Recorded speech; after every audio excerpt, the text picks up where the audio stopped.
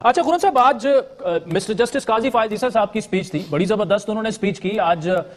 50वीं सालगिरह थी आईने पाकिस्तान की,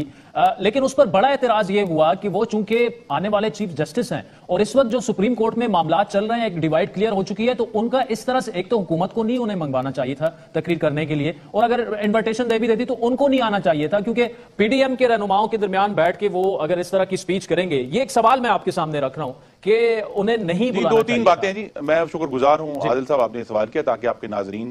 के जहन क्लियर हो जाएं। ये जो तकरीब थी ये किसी भी तरह पार्लियामान का इजलास नहीं था। इसमें ये आइन के 50 साल मुकम्मल जिस दिन इसी अवान के जो हमारे पेशरो थे या असलाफ थे,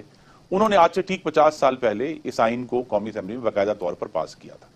उसकी एक तकरीब थी जिसमें पूरे मुल्क से हमने professors, researchers, vice chancellor, social activist, वो लोग जो समाजी काम करते हैं, वो स्टूडेंट्स, तो एक बड़ा वाइड फील्ड था जिनको पहली दफा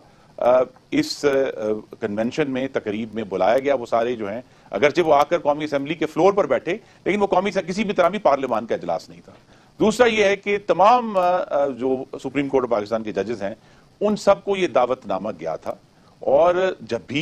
ये तकरीब बड़ी यूनिक है, 50 साल रोजाना तो नहीं होते, तो लिहाजा उनमें से एक काजी जस्टिस काजी फायद ईसा ने फैसला किया तकरीब में आने का, वो वेरी वेलकम। अब वो ये कि वो तस्वीर में अगर वो पीडीएम के रहनुमाओं के दरमियान बैठे हुए हैं, उसका क्या मैसेज है? मैसेज तो जो उन्होंने अपने अल्फाज से अदा किया वो यही है, और मेरे ज़हन पे भी नक्श है कि उन्होंने कहा जी कि ये किताब जो आइन की है, यही हमारी गाइड है और ये हमारा साया है हमारे ऊपर। तो ये उन्होंने बड़ी एक अपने ओहदे के मुताबिक बड़ी सोबर गुफ्तगू की है। अब तस्वीरों के ऊपर अगर आप शोर कुछ डालना चाहते हैं तो जरूर डालें, और ये भी याद रखें कि जो लोग शोर डालने वाले हैं वो लोग हैं जिन्होंने काजी फायद ईसा के ऊपर एक नाहक और गैर मुनसिफाना रेफरेंस फाइल किया था। ये वो लोग हैं जिनके महबूब चीफ जस्टिस सुप्रीम कोर्ट में एक तकरीब में बैठकर कहते थे कि 4-5 एमपी तो मैं वैसे ही रिजाइन करवा लूंगा। और ये वही लोग हैं जिनके महबूब चीफ जस्टिस जो हैं, उन्होंने डैम फंड के नाम पे अरबों रुपया इकट्ठा किया, उसमें एक तकरीब में उस वक्त के वज़ीर आज़म इमरान खान को भी मदऊ किया, और आज तक हमें मालूम नहीं हुआ कि वो अरबों रुपया कहां गया।